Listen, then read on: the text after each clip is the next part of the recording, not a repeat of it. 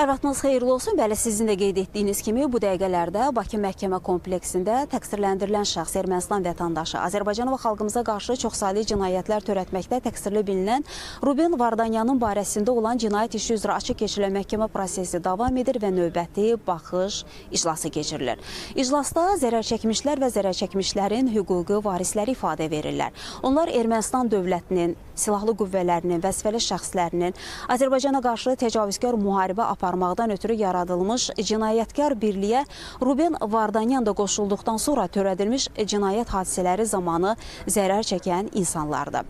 İfadələrində hansı şəraitdə, harada, necə zərər çəkdikləri barədə ifadə verirlər. Qeyd edirlər ki, həmin vaxtı zərər çəkmişlərin böyük bir hissəsi Ermənistanın Azərbaycana qarşı həyata keçirdiyi mina terroru nəticəsində zərər çəkiblər. Əzizlərini itiriblər, doğmalarını itiriblər, eyni zamanda yaralanıblar, xəsarətlər alıblar. Zərər çəkmişlər ifadələrində qeyd edirlər ki, 44 günlük Vətən müharibəsindən sonraki dövrdə də Ermənistan silahlı qüvvələrinin qalıqları və qanunsuz erməni silahlı dəstələri Azərbaycanın mövqelərini, yaşayış məntəqələrini, mülki obyektləri iri çaplı silahlarla ateşə tuturdu.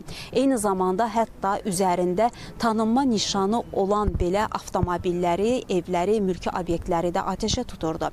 Yaralıları daşıyan, yaralıları təxliyə edən zərər çəkmişlər ifadə verirlər, bildirirlər ki, həmin vaxtı onlar ərazilərdən yaralıları üzərində dörd bir tərəfdən tanınma nişanı olan sanitar avtomobillə təxliyə etməyə çalışıblar. Amma buna baxmayaraq düşmən həmin avtomobilləri də ateşə tutub, nəticədə onlar da yaralanıblar. Məhkəmə prosesi açıq keçirilir.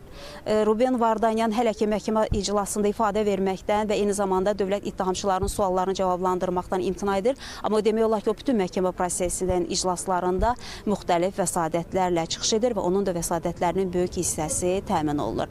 Açıq keçən məhkəmə iclasında media nümayəndələri də iştirak edir və biz bu xəbərlərin növbəti buraxılışında bugünkü iclasla bağlı daha geniş reportajımız olacaq ki, bugünkü iclasda olan məlumatlar orada daha geniş şəkildə əksini tapacaq.